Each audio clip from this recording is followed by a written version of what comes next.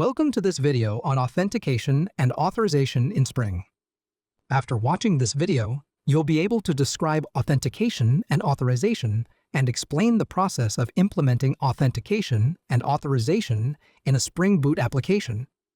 You need to enter a high-security building. The security system scans your iris and checks which rooms you can access. Authentication verifies your identity, such as scanning your iris to confirm who you are. Authorization determines what you can do, such as checking which rooms you can enter. Authentication verifies a user's identity. It ensures that the individual attempting to access an application is genuine, typically through a username and password. To explore authentication, let's set up a simple Spring Boot application with username and password authentication. First, open a web browser and go to Spring Initializer. You will see various options to configure your project. Choose Maven Project as the project type, select Java as the language, and choose the latest stable version of Spring Boot. Next, provide the metadata for creating the application. Enter a group name under Group and an artifact name under Artifact. Name the project and add a brief description. The package name is typically auto-filled based on the group and artifact names. Choose jar for packaging and select the version of Java compatible with your setup. Click Add Dependencies and search for Spring Web and Spring Security. Select both dependencies. Once everything is configured, click the Generate button. This downloads a zip file containing your new Spring Boot project. Locate the downloaded file in your Downloads folder and extract it to your desired location. Open the project using any integrated development environment, such as IntelliJ IDEA. If Spring Security was not added during project creation, it can be included later by updating the pom.xml file. If you use Maven, include Spring Security and add the dependency in the pom.xml file. Then, create a security configuration class named Web Security Config to define the authentication. This code sets up security for a Spring Boot application using two main annotations. At configuration indicates that this class is used for configuration, and at enable web security activates web security features. This allows the application to manage authentication and authorization, controlling who can log in and what they can access. For user configuration, the code enables in-memory authentication, which implies that user details are stored in the application's memory instead of a database. It creates two users.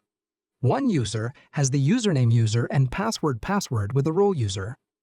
The other user has the username admin and password admin pass with the role admin. This method is quick and useful for testing. The code also controls who can access different parts of the application. It allows only users with the admin role to access URLs, starting with /admin, and only users with the user role to access URLs starting with /user. Anyone can access public URLs that start with /public. The .form login method implies that users must log in through a form before accessing protected pages. This setup keeps the application secure by limiting access based on user roles. Once the class is created, create a simple controller to handle requests. Finally, run the application to ensure that authentication is enabled. You can access different endpoints using the credentials you define. Now, let's explore authorization. Authorization determines what an authenticated user is allowed to do within an application. It specifies the permissions available to different roles or users. Let's look at some concepts associated with authorization. Roles are permissions that decide what a user can do in an application. For example, an admin role might have permission to view and edit all data, while a user role might only have permission to view their data.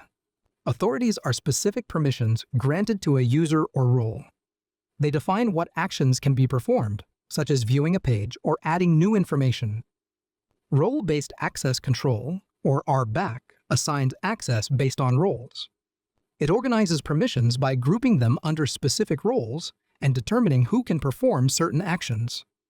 Method-level security controls access to specific methods within the application. It uses annotations to provide an additional layer of security beyond URL-based access control. Role-based authorization controls access to different parts of an application based on user roles. A public endpoint is accessible to everyone and requires no special annotation. A user endpoint is restricted to users with the user role.